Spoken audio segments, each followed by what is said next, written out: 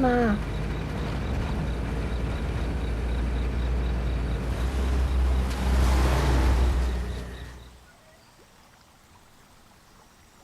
您好，陈梦文是这个村的吧？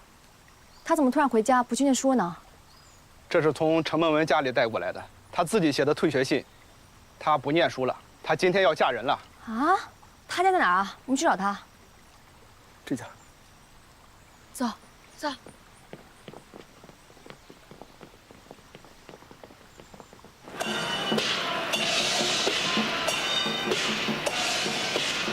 慢点点啊！小心啊！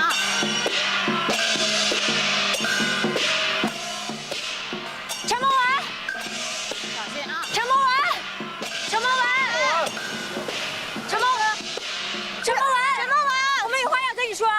你们要干什么？别误了我闺女出嫁的吉时！你不就是因为梦文是女孩子，一直不想让她读书，你就要逼你女儿出嫁吗？这样吧，白飞白度办你知道吧？我让她把陈梦文的学费给交了，别逼她出嫁了。陈梦文，你跟我们回学校吧。对呀，跟我们回去吧。陈梦文，孟海棠、白珍珠，你们别闹了，我跟你们不一样，你们拦得了今天，那明天呢？明年呢？他们还会逼我嫁人的。我们乡下女人的困境，不是你们读几句诗、谈几句理想就能解决的。我娘说的对，女孩子读书根本就没有用，就是浪费时间、浪费钱，早晚就是一个嫁人。嫁到夫家，你识的字越多，人家就越嫌弃你。你看看我们这儿。上上下下10几个村落，有几个女孩识字？我这辈子啊，是当不成先生了。即使我读1万遍凤求凰，无忌还是无忌，它变不成凤凰。不是的，你们让开！起轿！起轿！让开！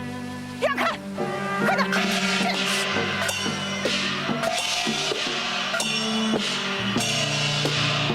慢点啊！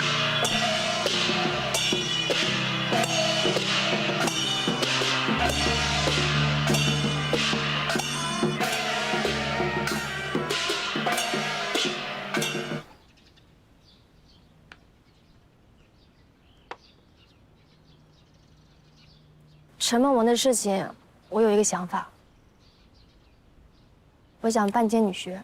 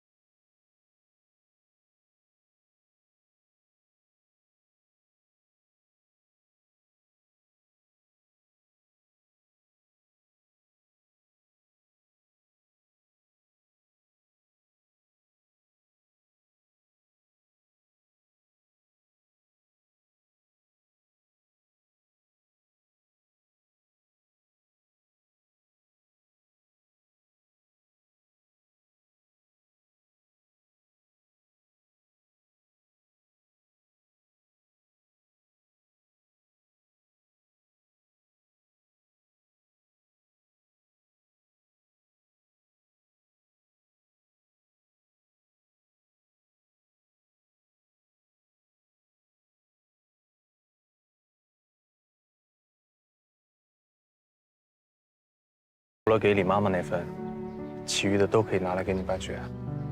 也算我一份。那也算我一个，我还有点生活费能拿出来给你们。还有我的呢，除了留下老婆本，剩下都给你们。我觉得刚刚海棠说的对，现在看来，云南不仅要修机场，更重要的，就像海棠说的，要办学校，尤其是启蒙学校、女学，还有识字课堂。这样的话，我们就缺少了更多的人力跟资金。我回家也跟我爸商量一下，富华、云南和你们空军学校，咱们3家一起来办。好。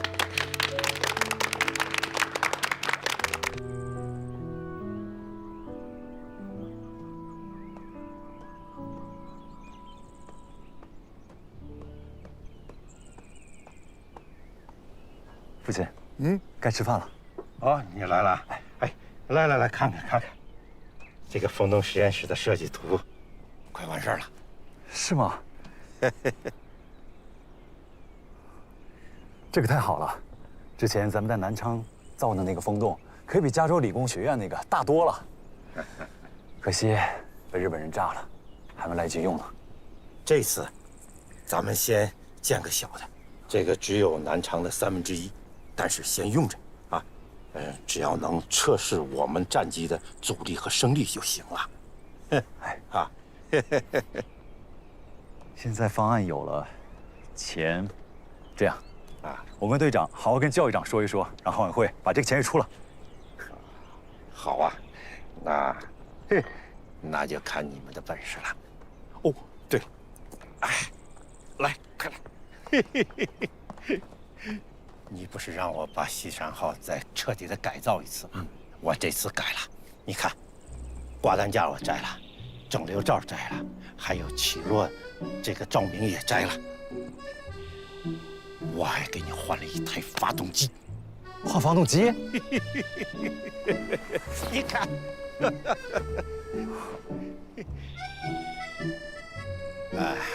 当然了，不能说是换，只是改了一下。平时这个发动机的最大马力不只有745吗？现在我把它提升到了1030。你猜一猜，现在经过我的改装之后，它的速度能达到多少啊？西山号原本420千米每小时，现在480。再猜，不会超过500的。540。540？父亲，你可神了呀！它原本可以速度更快，如果把那个副油箱摘了，但是我又把它安回去了。上一次的事情不能再发生了，不能再重演了。父亲，队长事后反复计算过，上一次出事儿，应该不是因为摘掉副油箱。我也一直在考虑这个问题啊。就算是把副油箱摘了，那滞空的时间也不能那么短呐，比我计算的整整短了8分钟，这我就想不明白这件事儿。西山号应该是被击中了发动机油管，导致燃油迅速流失，这才……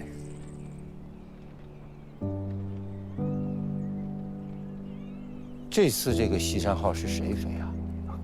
应该还是队长飞。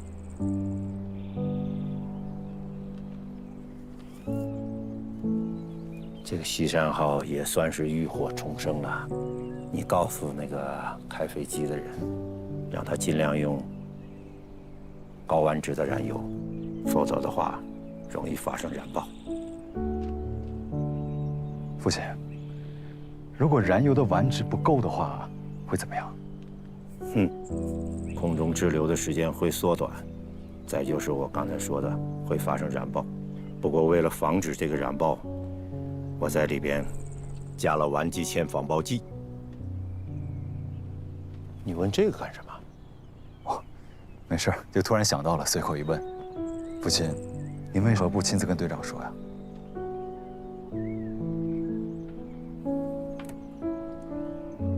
吃饭，我去洗洗手。哎。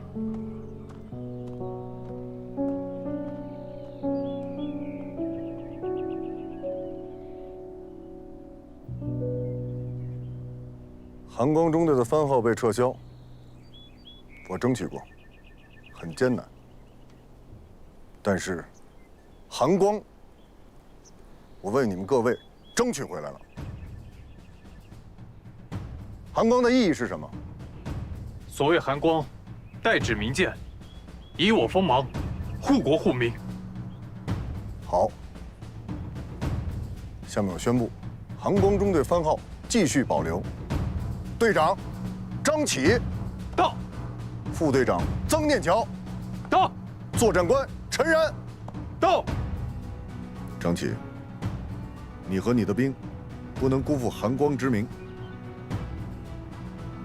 以我锋芒，护国护民。以我锋芒，护国护民。以我锋芒，护国护民。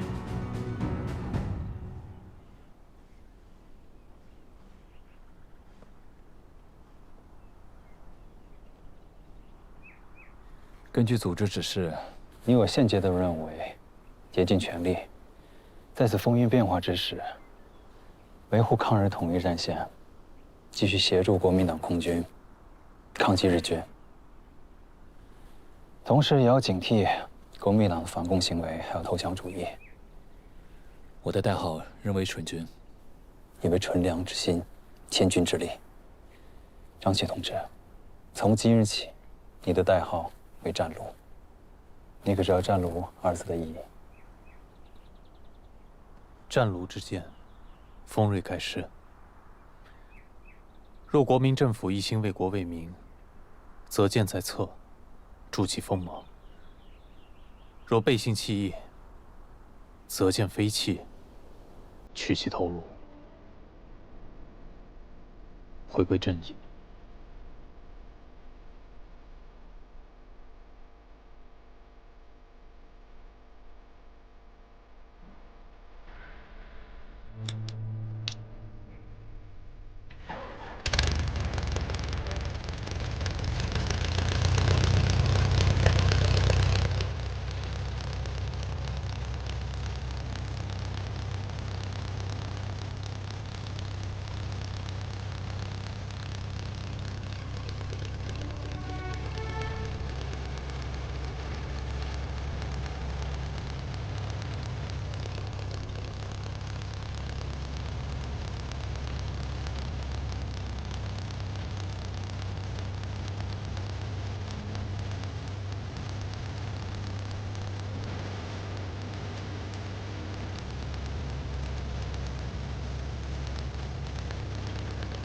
塔台，东119油本杆正常，方向舱正常，刹车正常，起落架正常。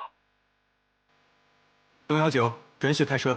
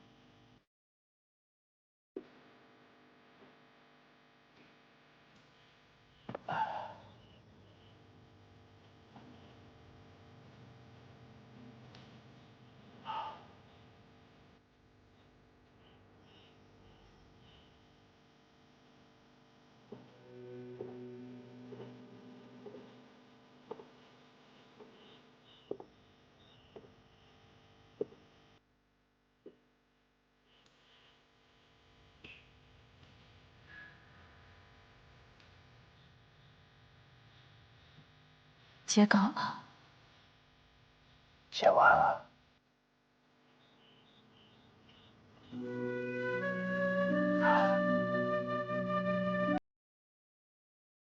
又熬了一个通宵，还是那么不听话。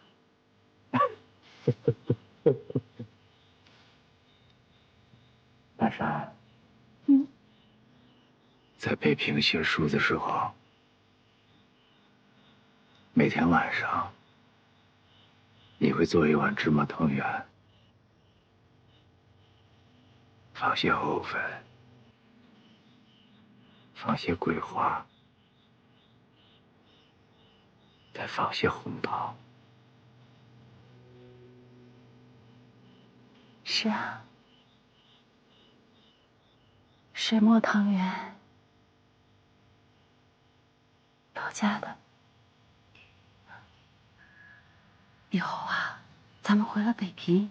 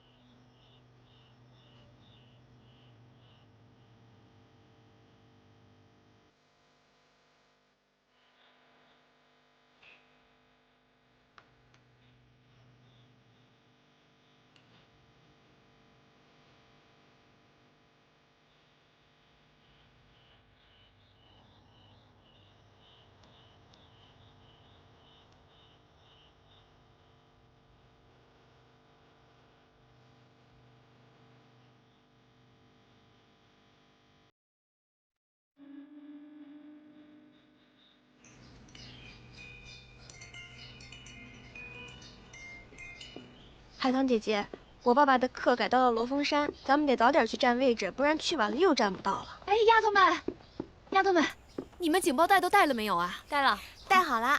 那你们的午饭，你们的作息时间改得太奇怪了，上午就上到10点，下午3点到6点，中间这么长时间又不能在食堂吃饭，外面买又那么贵。孟伯母最近在防空袭嘛，飞机最近空袭都是11点钟之前了。空袭。到昆明这几年啊，跑警报我都跑习惯了。好啦，别的我都不怕，我就怕你们饿肚子。都收好啊！好了，我们走了，注意安全啊！同学们，我们今天要讲的是比较战争史。我们先讲一下遥远的英吉利。大家都知道，搞绥靖主义的张伯伦下台了。主战的丘吉尔上台了。那么这里我写的是丘吉尔在下院的一场演说，其中有几句关键的话需要向大家重复一下。丘吉尔说道：“如果你们要问我现在的政策是什么，我说，我们的政策就是要用我们的能力和所有的力量，在海上、陆地上和空中，同一个在邪恶悲惨的人类罪恶史上从来没有见过的穷凶极恶的暴政，进行一场战争。如果你们要问我们的目的是什么，那我可以用一个词来回答：你们胜利。最重要的任务就是保护好林先生。好，胜利，不惜一切代价去争取胜利。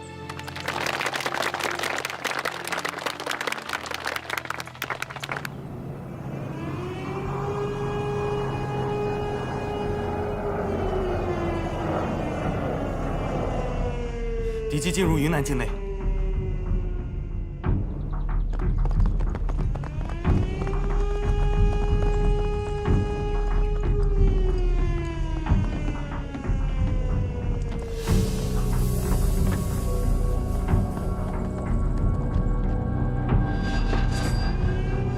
韩光中队集结完毕，等待开车命令。韩光中队原地待命。机场高射炮准备。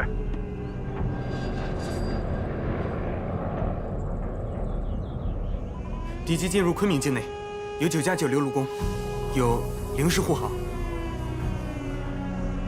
韩光中队，请求升空。重复一遍，请求升空。韩光中队禁止升空。韩光中队禁止升空，隐蔽战机人员撤离。重复一遍，韩光中队人员撤离，隐蔽战机禁止升空。这是命令。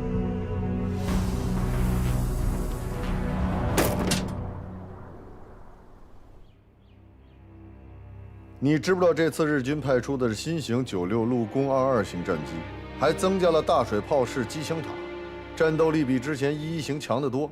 你的5架霍克3战机上天就被打成马蜂窝。报告教育长，如此避战，只会增加敌方嚣张气焰，灭我军威风。不避战，实力这么悬殊，怎么打？自南线昆仑关战役，苏联志愿队撤离，咱们就剩下不到100架作战飞机，怎么打？韩光中队只有5架，已经算昆明上空最强的战斗力了。敌22型护卫机枪存在视线盲区，我们从机尾自下而上副高度进入，还有机会。还有机会？敌军还有6架零式护航呢。璧山空战中出现了零式。璧山一战，对战5分钟，敌军打下我方24架战机，10名飞行员牺牲，9名受伤，战事惨烈呀！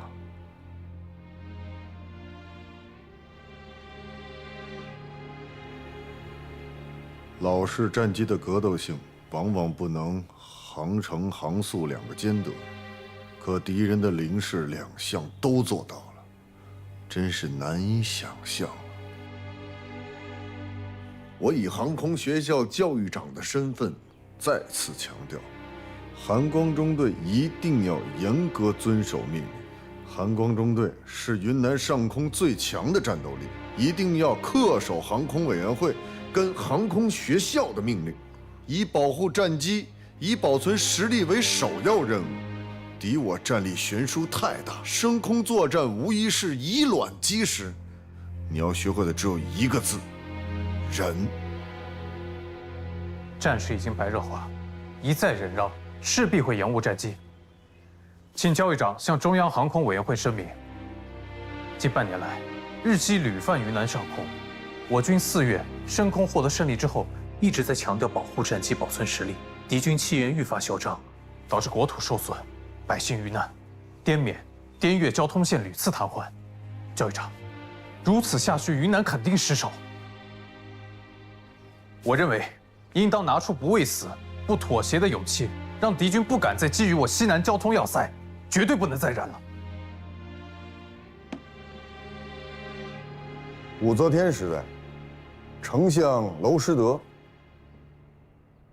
让其弟以唾面自干的心态做代州的刺史，人家朝脸上吐唾沫，还要笑眯眯的接受，而且还要等着唾沫自己干了。唾面自干，这个娄师德十分迂腐啊。恰恰是这个迂腐的人，是一代贤相，兼河源军司马时与吐蕃大战8战8捷。你要练的就是忍。可是张琪所言，并非个人荣辱得失，而事关西南战局。报告，进。教育长，这是今天空袭损失的清单，您看一下。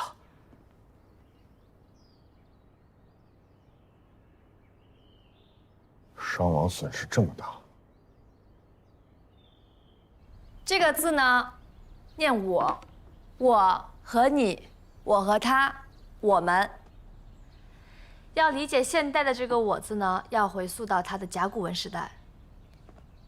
这个字呢，是我字的象形字。左边这个呢，像一个耙子，刃部有齿；右边这个呢，像一个手持的柄。整个字体加起来就是一个武器的象形字。同学们，大家看一下，这个象形字像不像《西游记》里面猪八戒手上拿的那个钉耙呢？特别像。所以，中国字的“我”这个字呢，原本的意义是手持的兵器，意思就是要告诉我们，要拿起武器来保护好自己。这就是我字的含义，大家明白了吗？明白了。好，大家来看另外一个字，同样呢，它也是一个象形字。冰冰，就像一个圆形。你怎么在这儿？很像人们在直视太阳时所看到的形状。啊，这个字是日。我国的象形文字是来接小孟先生的吧？也是最形象、人至今保存。我是来接海棠的，不过我有点事想问你。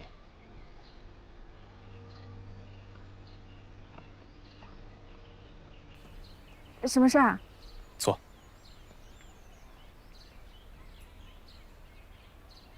我想问问你洪恩的事情。这2年，我总觉得他变了。我去找过他几次，可他总躲着我。你也觉得他跟以前不一样了？珍珠，从我认识你开始，你们2个就是形影不离的。最近你怎么不黏他了？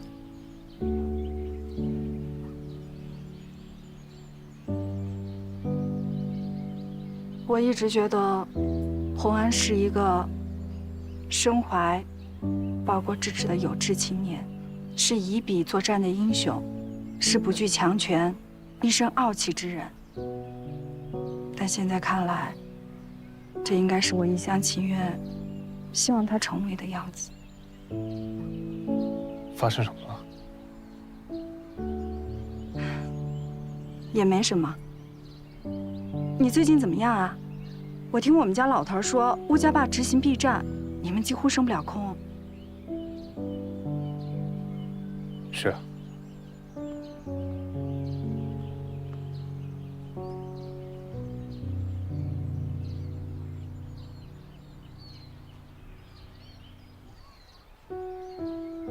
这日本人动不动就丢一个炸弹下来，而我们却还在想打还是不打。必须打。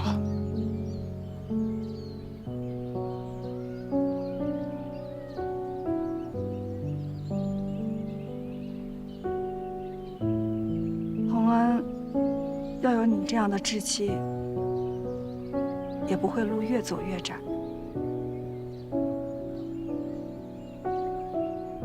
彬彬，我到现在还记得我认识他的时候，他也是一位有志气、有勇气的有志青年。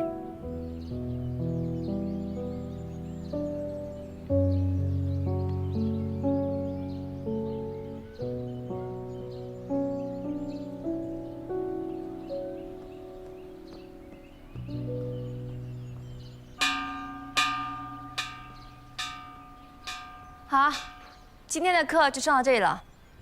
大家回去记得把“我是中国人”这5个字回去默写10遍。好。好，下课。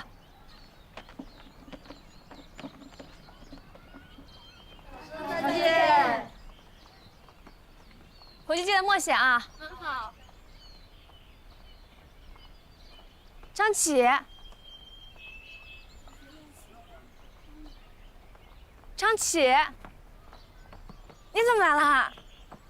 最近不是风云备战吗？来看看你，刚好听到你讲我字这一课，讲得好不好？特别好。那我们去走走。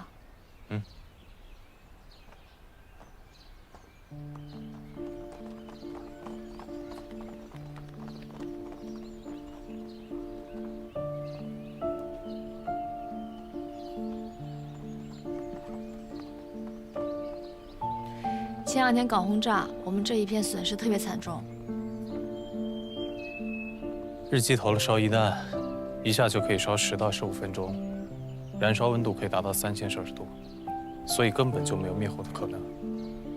一旦有房屋着火，半条街都要遭殃。那你们还是不能升空阻击吗？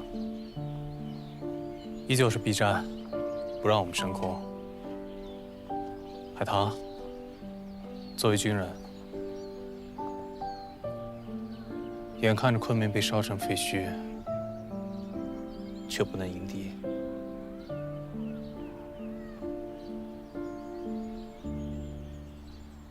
重庆政府不想以卵击石，航空委员会那边更是一再强调，回购一架战机需要多少钱，培养一个飞行员花费的更加是天文数字。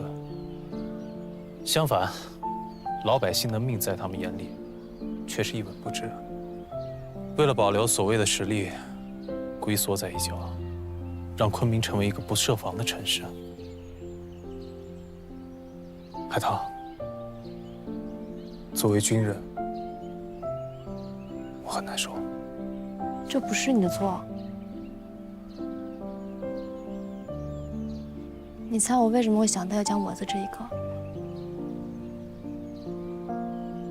给你看的东西。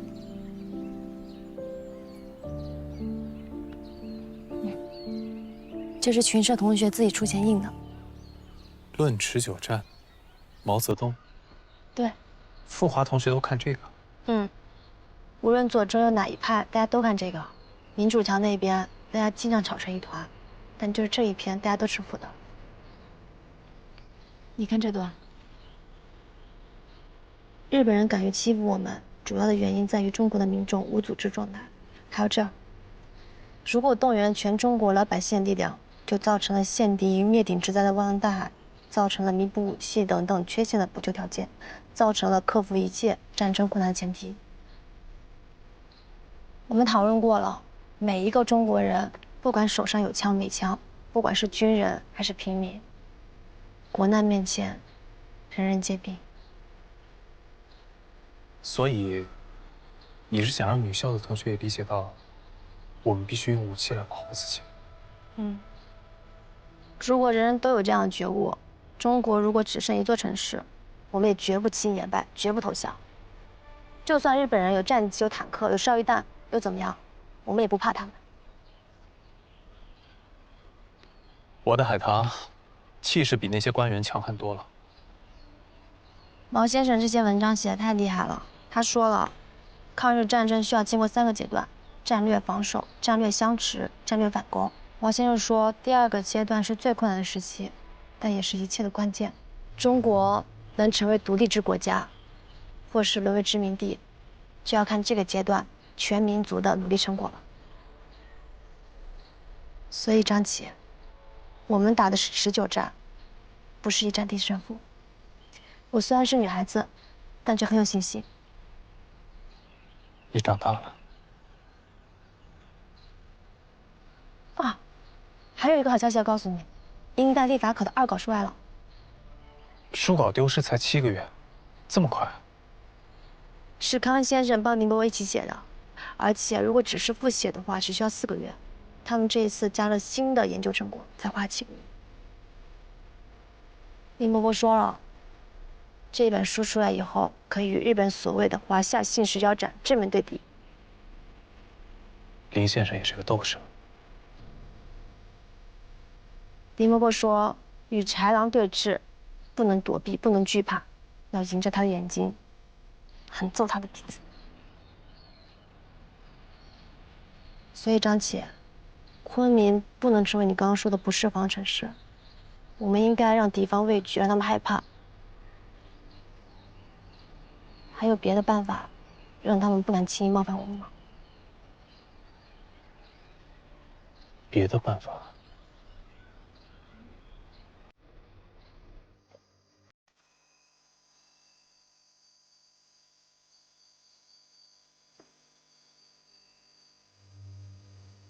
晚霞在紫色里无声的死亡，黑暗击杀了最后的光。当一切俯身于残暴和淫威，矗立在原野上，是坚韧的骨墙。抗战期间，日军轰炸昆明及其附近地区共计142次。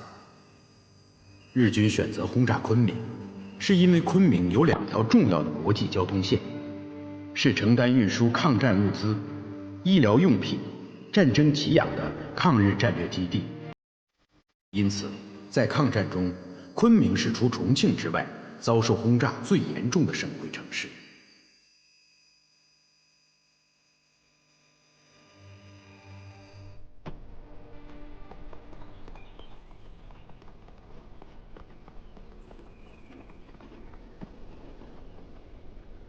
现在我们的飞机不允许升空，更应该想办法加强空中静态防御。有一种由浮油炸弹布下的纵深爆破，或许我们可以来试试。不过要形成纵深，就需要多架战机同时升空释放浮油炸弹。重庆811空战那天，第4大队同时升空6架战机释放炸弹，另外有45架霍克3、115、116同时对头攻击，这样我们出动了51架，对阵敌军87架，我们才获胜。不过我们现在不允许升空御敌，这个行动很难实施啊。我听说这个浮油炸弹了，就只在重庆升空用了2次，就已经被上面禁止了，说这对飞行员太危险了。那你们知不知道，14航空中队那边在搞气象气球？你是说，我们做一种变种的浮油炸弹？没错。既然不允许我们升空，咱们就用氢气球把炸弹给带上去。只要提前知道了敌机进入云南的方位、时间，再结合风向等因素综合考虑，就可以提前布好浮油炸弹。昆明4季盛行西南风，这点对我们来说非常有利。那我们现在就要注意2个问题：一，敌机跟氢气球的飞行高度、速度以及被影响的因素；二，就这个炸弹区的纵深到底有多大，敌机会不会真的撞上去？所以，我们需要一个诱饵。通过几次交手，我发现，日本敌机战队他们有个顾忌，他们不重视编队，一旦看到我们的战机，就一窝蜂的冲上来。我觉得这一点，我们可以加以利用。没错，他们急于求胜，手段看起来凶猛，但实际却缺乏协导。所以我的计划是这样：咱们派一架例行直岗战机升空，它只有一个任务，就是引敌机来追，把它引入咱们的炸弹区。这个计划好，上面不是不让升空迎敌吗？那咱们不开火，只负责逃还不行吗？我有个问题，说，我们上哪儿搞那么多氢气球？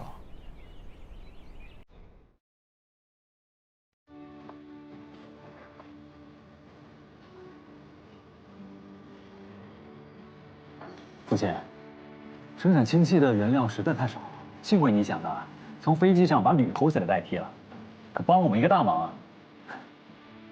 那你父亲看着也太蠢了，那点简单的化学，难不到你父亲。父亲，这个是飞机的发动机设计图啊。长学问了。我跟你说，剑桥，现在英国已经研究出了喷气式战斗机，用的是涡轮，速度能达到900，这真是不可思议啊！你父亲我脑子也不笨，我就不信我研究不出这种战机来。一定行。先生说的有道理，喷气式战机未来一定会取代螺旋桨机，而且一定是将来取胜的关键。先生，咱们有没有可能自行研究涡轮？那我在这干啥呢？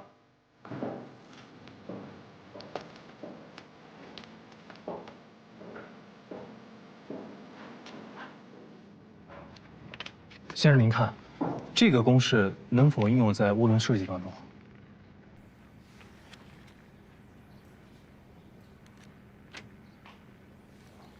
你这么大本事，那你为啥不来干这个事儿啊？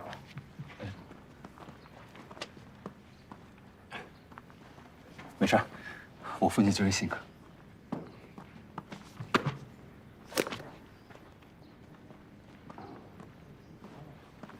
哎，曾老夫子，别叫我。哎，哎，教育部可是说了，只要你的音代律法考决定出版，他们就给学校拨款。现在学校窟窿是越来越大呀！啊，你得抓点紧。好，我抓紧时间校对。好，我现在马上去银行得落实一下，铺垫铺垫啊。好，老毛，好，交给你了啊。哎。诸位，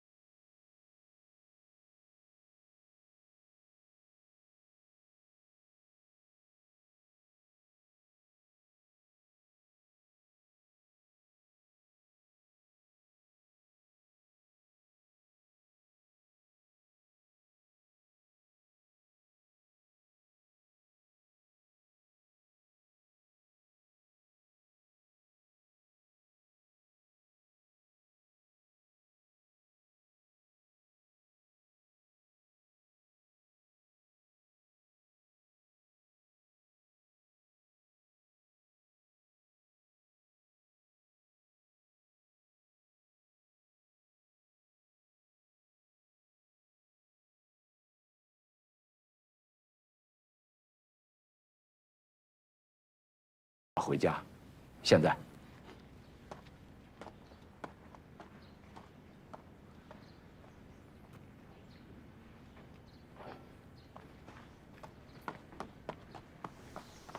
爸爸，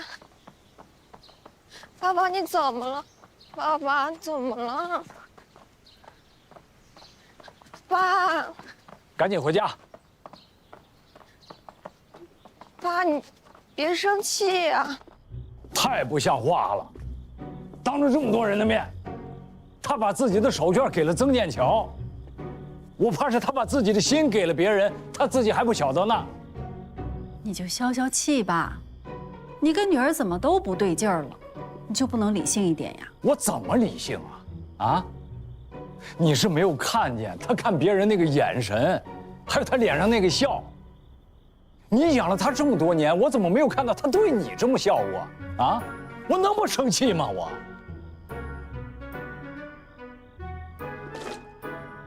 哎，住手！你干什么呀？这个石杯子是我从北平一路背过来的，你要是把它摔坏了，你以后只能用碗喝水了。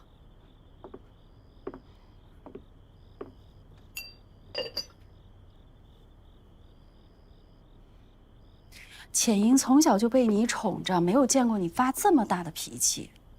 再说女儿长大了，她早晚都会有自己喜欢的人呢。她什么时候长大了？就是个孩子嘛。她不就是喜欢一枝花、喜欢小猫什么吗？那是孩子的心性。你先过来坐下。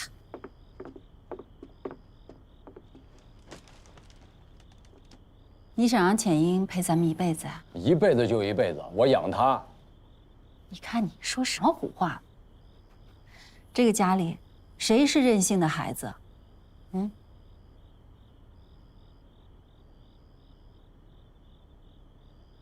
浅英今年20岁了，虚岁。我记得我17岁那年和你在一起的，你那个时候才25岁。跟曾家那小子差不多大吧？你要是不喜欢曾念桥，也行。咱们周围也有不少优秀的男孩子，你那些学生啊什么的，你找一些书中。行了，那还不如那个曾老夫子家的那小子呢。你呀，真是刀子嘴豆腐心。南山，我是担心浅云要是真的出嫁了，离开这个家，那你说咱们这个家得多冷清啊？难道养了一女儿这么多年，难道等来的就是一场离别吗？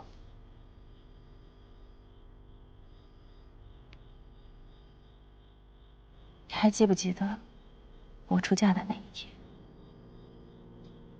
我父亲一直在流眼泪，到后来给亲友致答谢词，几次哽咽，话都说不出。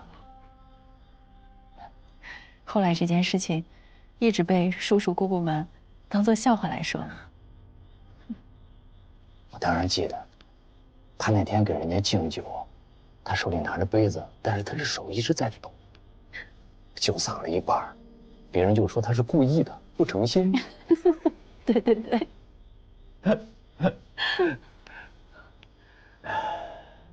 其实浅云是个好孩子啊，就算她出嫁了，她也一定会经常回来看我们的，对吧？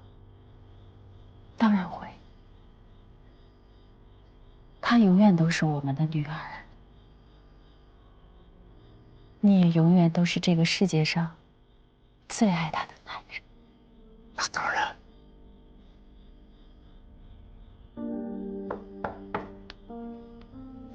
进来。爸爸，煎小鱼儿简直太香了。我不吃。爸爸，你写书辛苦了，得给你补补身体。爸爸不吃。哎呀，我为了给您煎鱼，险些烫破了手。你怎么回事啊？你烫哪儿了？你怎么那么不小心啊？疼不疼啊？啊？是险些，爸爸。我就知道你关心我。你看你这孩子。我喂你一个。别，小心刺儿啊！香不香？居然还挺好吃。那当然了，我是妈妈的女儿嘛。建阳，真的是你做的吗？说实话。不是。我就知道啊，你怎么会做家务呢？您不是也不会吗？您还不会煮饭。您上次换桌布还把墨水倒了一桌子，是不是？谁的女儿就随谁。我有这么多的优点，你为什么不学？为什么老说这些？真是的。你来一条。我不吃，你吃吧。哪来的小鱼啊？是曾念桥他们在溪水里捞的，第一锅就让女儿拿来孝敬你了。不吃。几条破毛鱼就想换走我们家闺女啊？太坏了吧！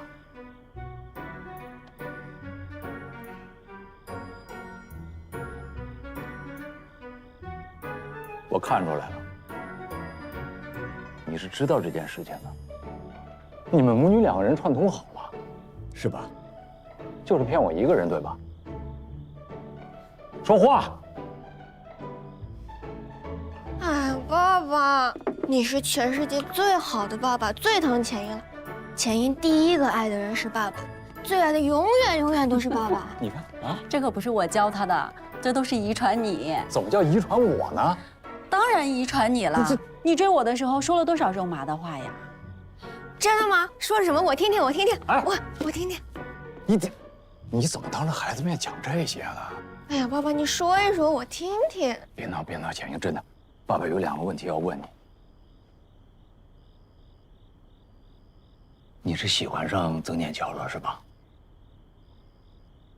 可是那个臭小子他喜欢你吗？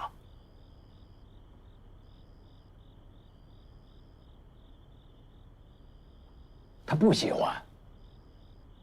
不是，我没有问过。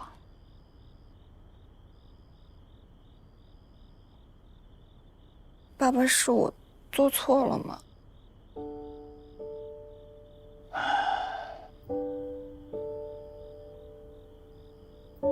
我我该怎么跟你说呢？你现在长大了，你真的准备好了去爱一个人？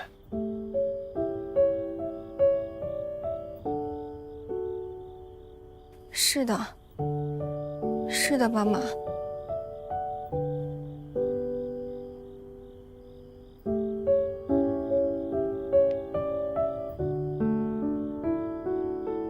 千英，你没错，爸爸妈妈不会反对你的。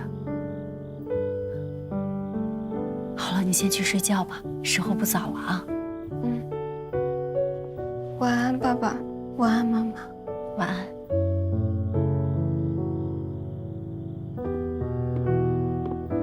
等等，拿着，多吃点。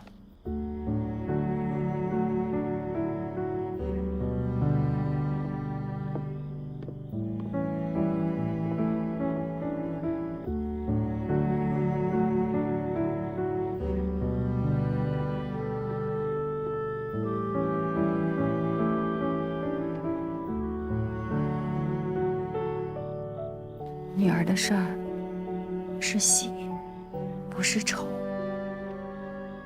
这次地怎一个愁字了得？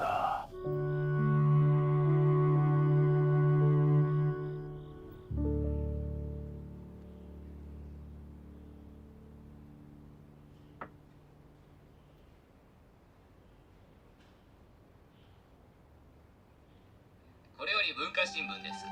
中国佛科大学国学院教授両文学の新著近代歴方向が近日昆明にて出版されます。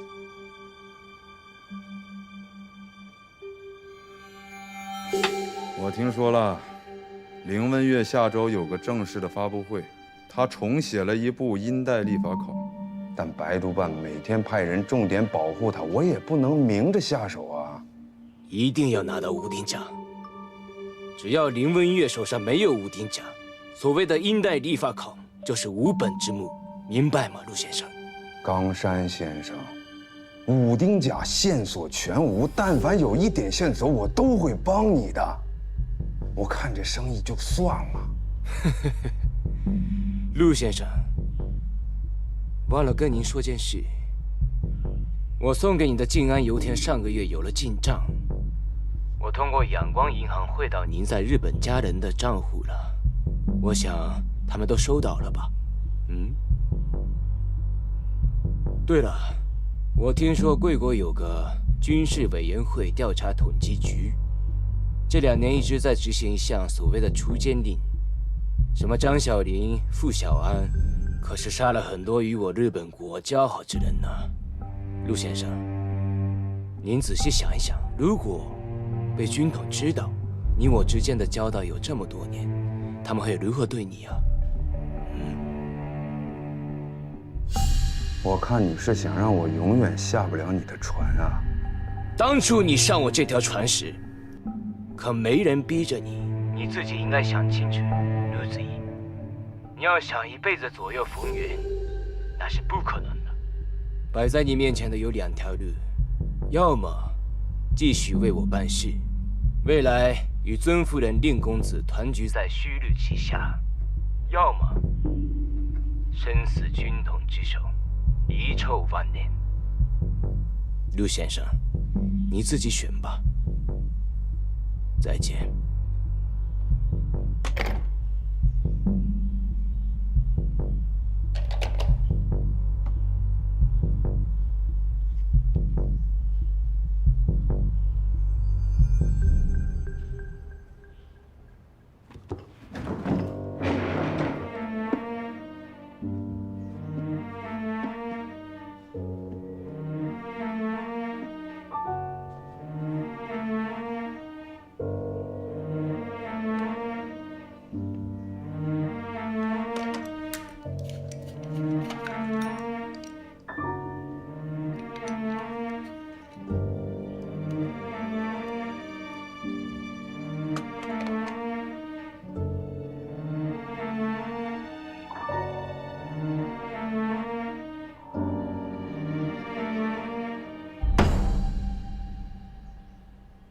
来人，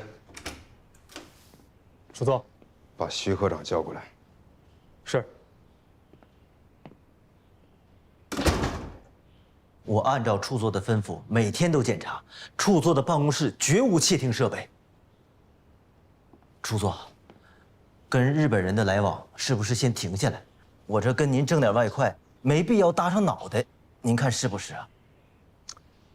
这个世道啊，窃钩者诛，窃国者侯。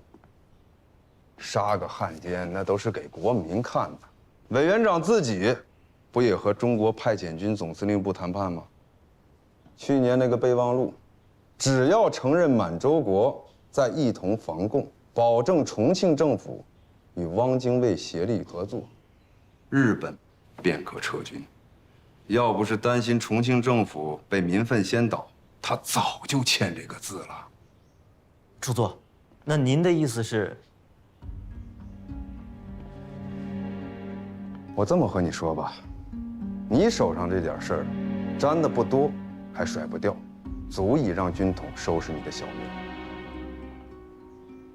做人啊，不能一天到晚只想着挣钱，格局要大，人还要狠啊，兄弟！狼行千里吃肉，有狼性才能吃人，狠者才是男人本色。我最后再说一句，只有把自己做大，才没有人敢动你。我明白，处座。可是武丁甲确实没有着落，接下来从哪儿下手？那个记者肖洪恩，知识分子这种东西啊，嘴硬手软，就得给他点颜色看看，不然武丁甲这个生意就永远做不成。是，我马上去办。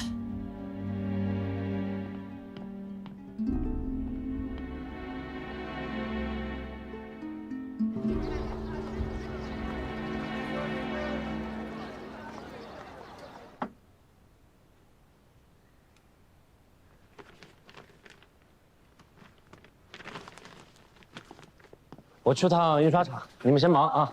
好的。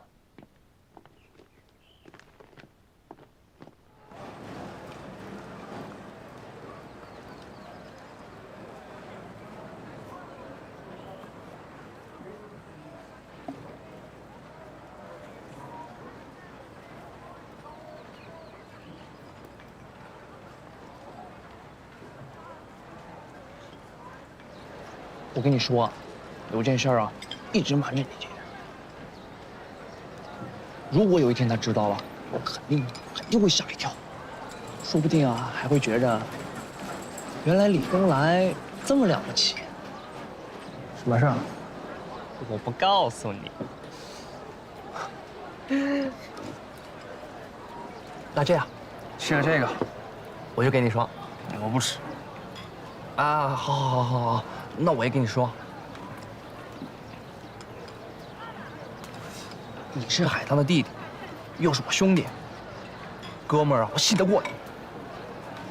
这件事啊，原本是我和我哥还有念桥哥之间的秘密，有这么一块刻着甲骨文的龟甲，叫什么武丁甲。武丁甲？哎，这个武丁甲呀，可是我从杭州一路带到昆明来的。要不是我，早落在谁手里了？所以你就是杭州岳庙那个小贼？就是我。怪不得我看你眼熟。哎，那东西你还给林伯伯了吗？先吃米线啊。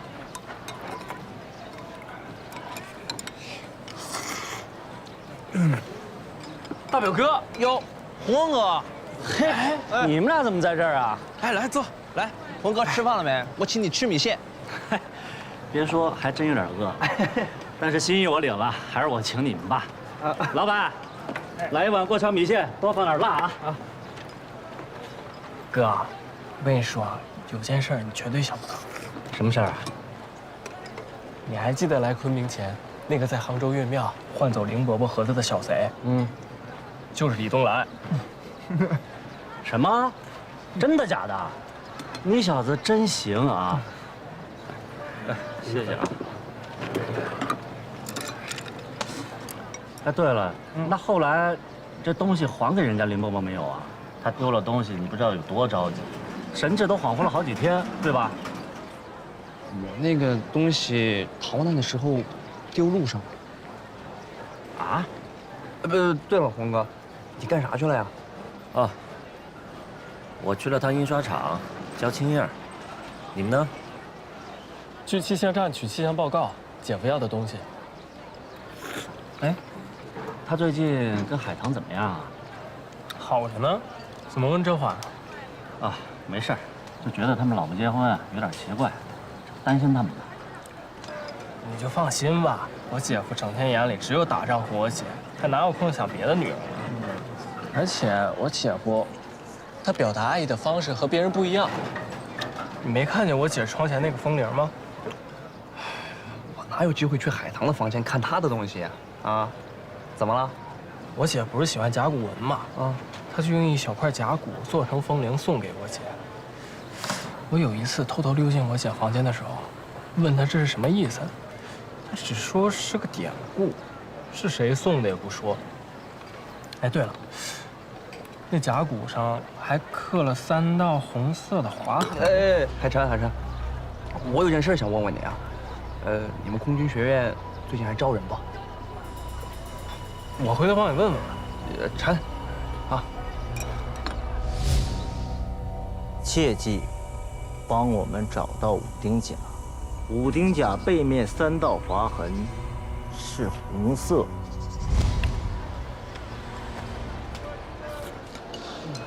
哎呀，差不多了。你们一会儿去哪儿啊？我回报馆。我回航校，完他一路。啊，那我们就不顺道了。那我先走了啊。老板。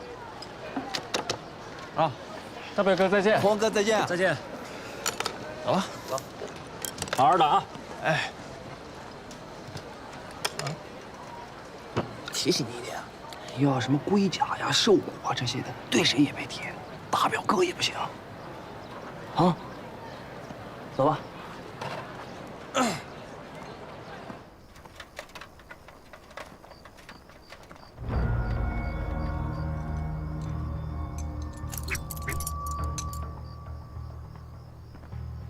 请吧，肖主编。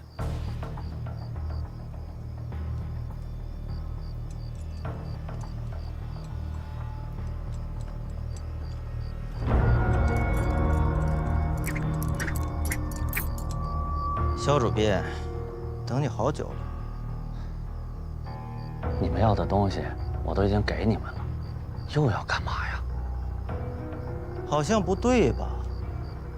我们处座要的东西，好像不只是一部书稿。你们要的那个五丁甲，我真查不到。你想想，你们都弄不到，我就是一小记者，我上哪儿弄去啊？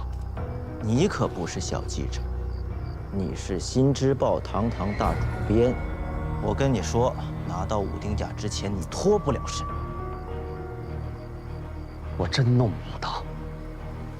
再说了，我也不能再跟你们做事儿了。要杀要剐，随你的便吧。我不杀你，我只需要告诉天下人，你偷了林问月的书稿，还交给了日本人。什么？交给日本人了？你们不是帮政府办事儿吗？把书稿交给日本人，就是替政府办事儿。你懂什么？不过也对，连报社主编都理解不了的事情，小老百姓更不会懂，所以他们只有认同。一天到晚高举爱国反奸大旗的《新知报》总编，竟然自己就是汉奸！你五丁甲，你有线索吗？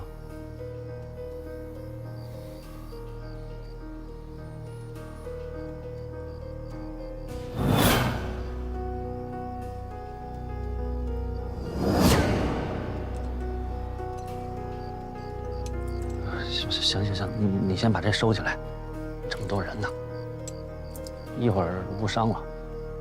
我好像在哪儿是见过，就是那3道涂了红印的划痕是吧？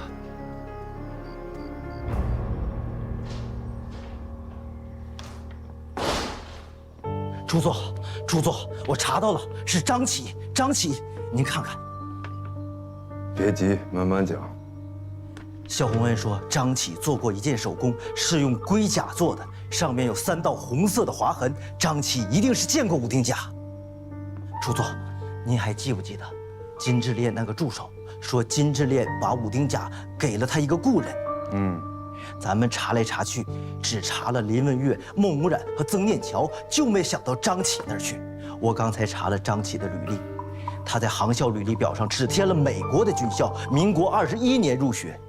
他还填了个曾用名张白安，您猜之前他在哪儿？讲。我托了北平富华大学的人查民国21年前3年内入校的学生名单，没有查到张启，但查到了这个张白安，物理系。所以说，张启是富华子弟，金智烈是富华教授，说不定他们之前早就认识了。对。民国26年6月16号，也就是抓曾念桥的10天前，张启确实飞过一趟北平。这样说，他之后一直针对我，也就有了理由。还有叔座，林文月的阴代立法考发布会就在后天，咱们拿多少钱办多少事，这件事情不在范畴之内，让冈山信一自己去解决。是。哦，这书落高。落高显得有气势，爸，表哥来了。哦，坐。孟秘书长，白督办到。孟秘书长，白督办。哎呀，今天这场好事我是一定要来的。辛苦啊！老唐，我去前面看看。孟先生。孟秘书长。林教授看似只是编撰了殷代立法考证，为殷朝历朝君王。珍珠，坐这儿。但足以证明大成朝确实存在。海棠，我也来帮你搬书吧。这了不起啊！你看，著书人虽是林教授，可望也是呕心沥血相伴。对此书贡献最大的是林文月教授，还有逝去的金智烈教授。我只是为他们提供一些服务而已。孟秘书长，我来给你引荐一下富滇新银行的胡行长。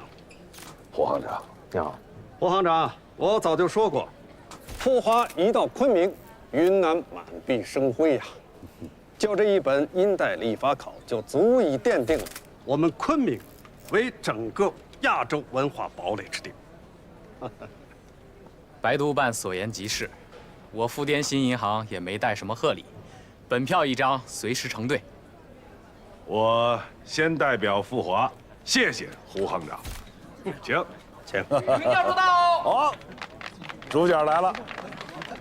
辛苦各位，谢谢各位了。白督办，林教授，请。欢迎林教授。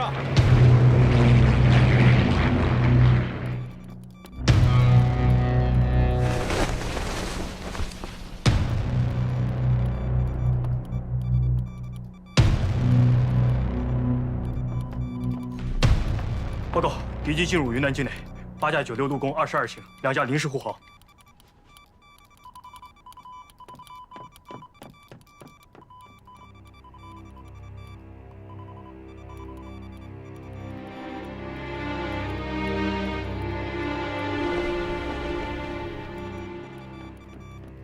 曾念桥，风向正常，指定地点释放浮油炸弹，今日值班战机，等待开车命令。洞95收到。洞拐5准备完毕，随时可以开车。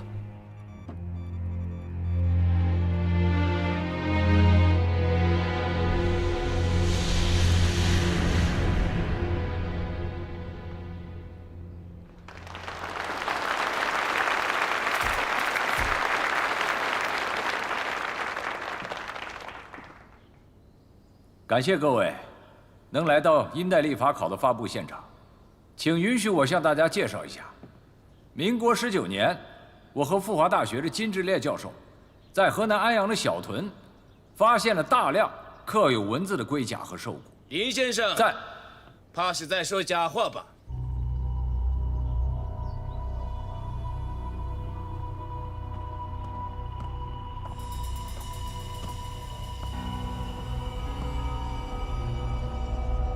鄙人冈山信一。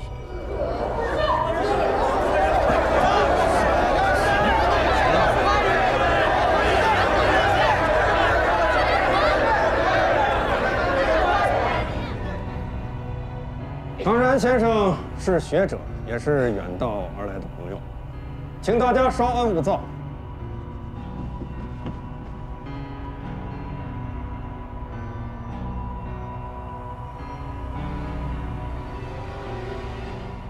冈山信一先生和我见过几次面。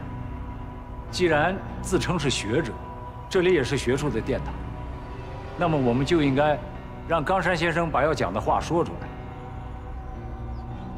请。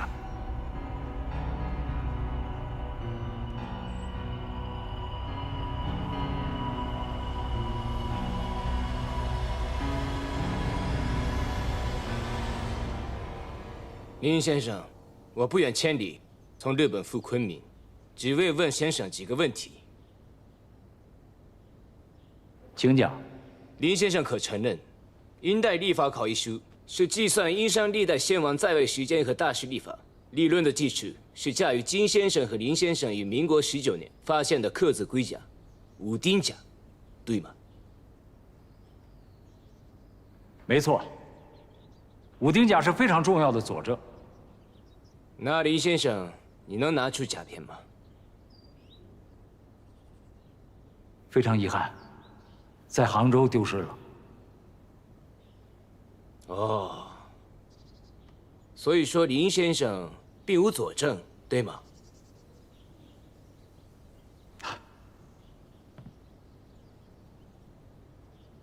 那么殷代历法考从何而来呢？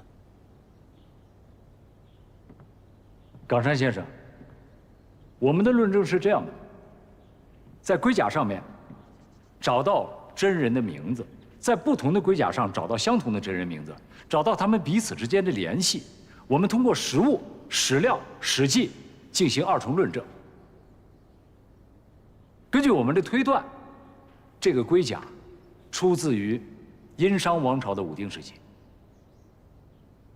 那么林先生又是如何断定武丁甲上的真人就是武丁王朝时期的真人呢？啊，是这样的，在武丁甲上面有3条刻痕，这3条刻痕的含义是兴衰息，它代表着一场流星雨，这和我们史料的记述是可以相互的印证。因为武丁王时期发生了一场浩大的流星雨现象，我们就此得出的结论，这个甲片就是出自于殷商王朝的武丁时期。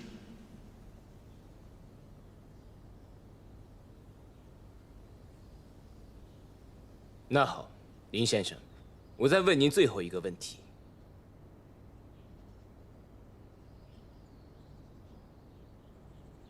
兴衰息这3个字，为何不用甲骨文，而用刻痕？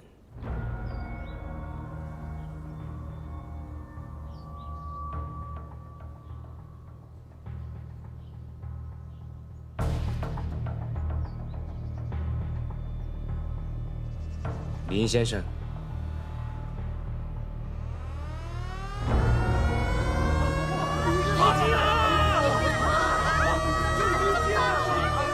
大家不要慌张，就地疏散。孟教授，让学生和教授们进房工作。林教授，闺女，不行了，走。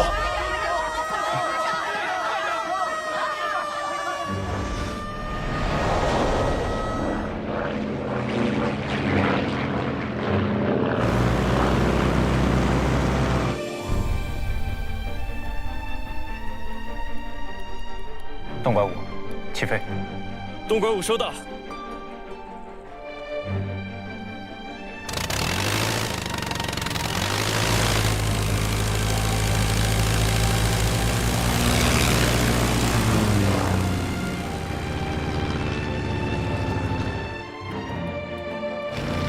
高度3000，速度280，航向110，航向好，高度速度好。敌机即将进入昆明境内。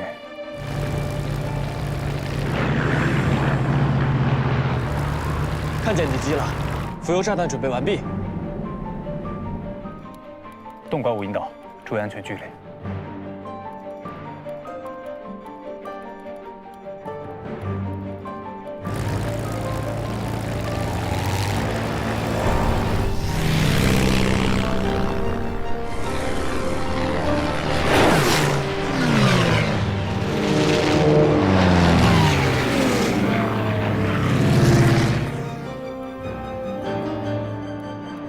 敌机还有10秒进入浮弹区域，准备引爆。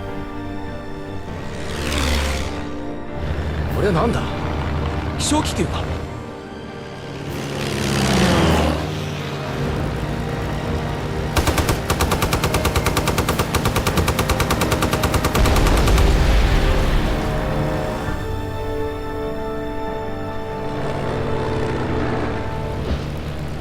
一架96陆攻炸毁，一架96陆攻机翼受伤，敌机群撤离。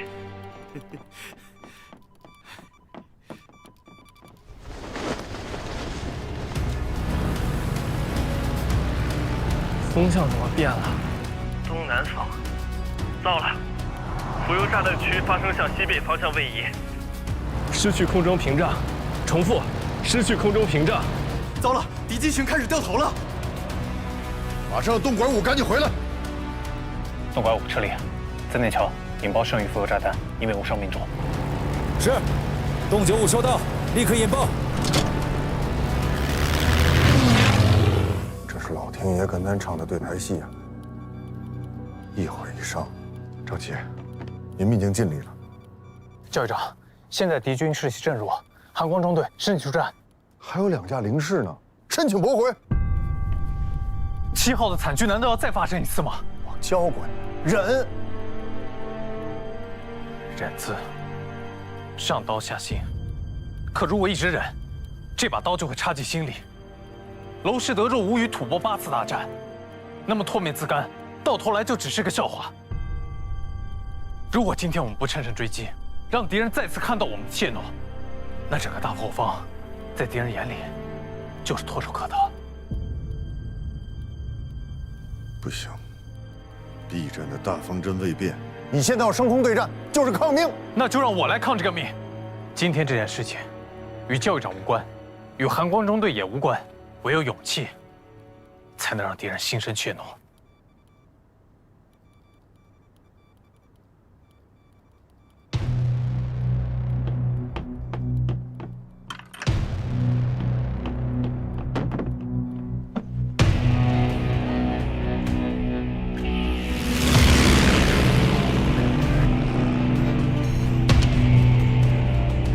老头，快进去，快！